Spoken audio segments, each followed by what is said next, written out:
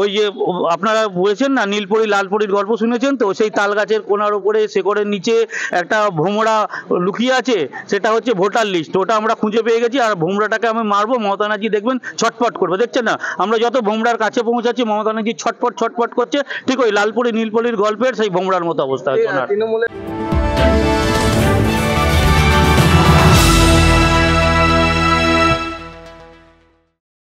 দুর্গাপুরে মেডিকেল ছাত্রী গণধর্ষণের ঘটনার প্রতিবাদে আজ উত্তাল বীজপুর। একটি বেসরকারি মেডিকেল কলেজে দ্বিতীয় বর্ষের ডাক্তারি পড়ুয়ার উপর নৃশংস নির্যাতনের ঘটনায় ক্ষোভে ফেটে পড়েছে গোটা রাজ্য। নারী নির্যাতন হচ্ছে কেন? পুলিশ প্রশাসন জবাব দাও, অপরাধীদের অবিলম্বে গ্রেফতার করতে হবে। তৃণমূল কংগ্রেস হায় হায়, পুলিশ মন্ত্রী হায় হায়। বীজপুর থানার সামনে আজ ব্যারাকপুর সাংগঠনিক জেলা বিজেপির পক্ষ থেকে এক তীব্র বিক্ষোভ দেখানো হয়। এই বিক্ষোভে নেতৃত্ব দেন জেলা বিজেপির সভাপতি তাপস ঘোষ। তার সঙ্গে উপস্থিত ছিলেন একাধিক বিজেপি নেতৃবৃন্দ ও কর্মীরা। বিক্ষোভকারীরা দাবি তুলেছেন দোষীদের অবিলম্বে গ্রেফতার করতে হবে এবং সরকারকে দায় নিতে হবে এই জঘন্য ঘটনার জন্য।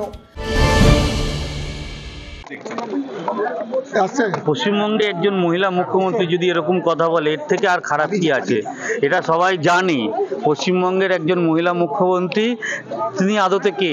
দেখেছেন সেই দয়মন্তী সেন থেকে কোনো কথা, সমস্ত সাজানো ঘটনা থেকে শুরু করে আজকের ডেট পর্যন্ত, উনি মুখ্যমন্ত্রী হওয়ার 3 মাস পরেও যা কথা বলেছে আজকেও তাই চলছে। সারা পশ্চিমবঙ্গবাসী দেখুক, এবার আর কিছুদিন বলতে দেন। আমি পশ্চিমবঙ্গবাসীকে অনুরোধ করবো, মমতা ব্যানার্জিকে আর 5-7 মাস সহ্য করুন। পশ্চিমবঙ্গে নতুন সূর্য উঠবে আর মহিলারা পশ্চিমবঙ্গে সুরক্ষিত থাকবে।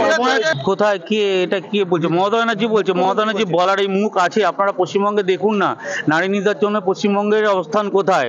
ওনারা সবসময় গুজরাট গুজরাট নিয়ে তো চেল্লায়। আপনারা যান, দেখে আসুন, সরজমিনে তদন্ত করে আসুন। গুজরাটের মেয়েরা রাত্রির বেলা 2:30টার সময়, আমি নিজে গিয়ে দেখেছি আহমেদাবাদ শহরে 2:30টার সময় আইসক্রিম পার্লারে আইসক্রিম খাচ্ছে। তাদের কোনো ভয় ডর নেই এবং একা একা ঘুরে বেড়াচ্ছে। পশ্চিমবঙ্গে আমি তো বলবো, পশ্চিমবঙ্গে যা পরিস্থিতি আছে, পশ্চিমবঙ্গের বাসীকে অনুরোধ করব, এই মমতা ব্যানার্জি, এই রাক্ষসীর সরকার যতদিন না যাবে, মেয়েরা এরকমভাবে লাঞ্ছিত হবে।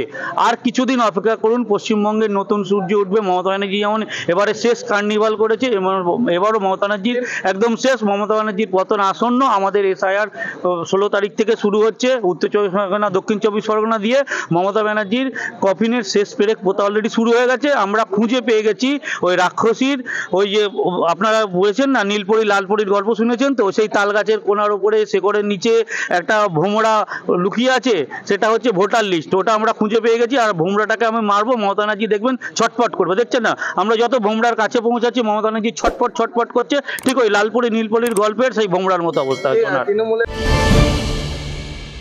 পুলিশের পক্ষ থেকে গোটা এলাকায় কড়া নিরাপত্তা ব্যবস্থা নেওয়া হয়েছিল। বিক্ষোভ ঘিরে মুহূর্তে উত্তেজনা ছড়ালেও পুলিশের হস্তক্ষেপে পরিস্থিতি নিয়ন্ত্রণে আসে।